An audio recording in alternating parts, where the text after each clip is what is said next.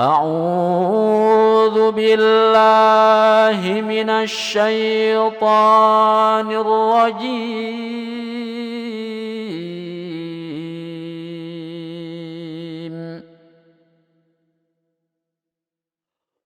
بسم الله الرحمن الرحيم.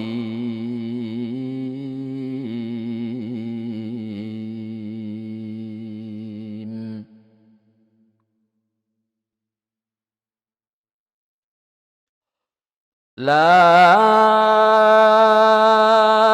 أقسم بهذا البلد وأنت حل بهذا البلد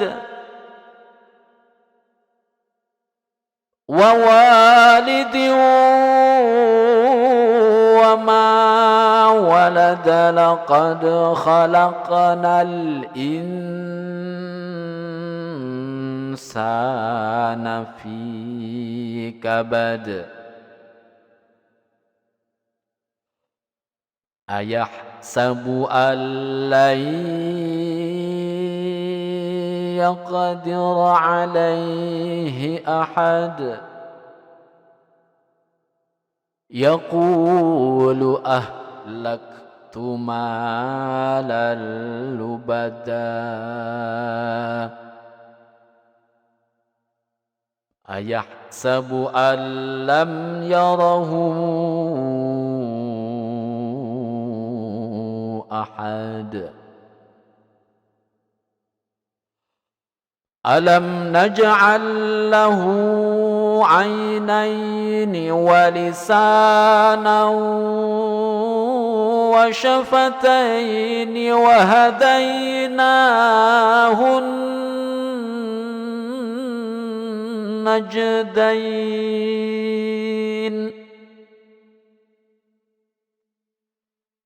فلاقتحم العقبة وما أدراك ما العقبة فك رقبة أو إطعام في يوم ذي مسغبة يتيما ذا مقربة أو مسكينا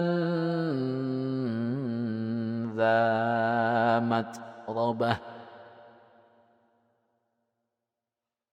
ثم كان من الذين آمنوا وتواصوا بالصبر وتواصوا بالمرحمة أولئك أصحاب الميمنة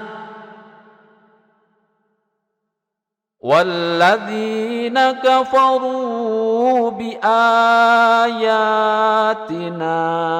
هم أصحاب المشأمة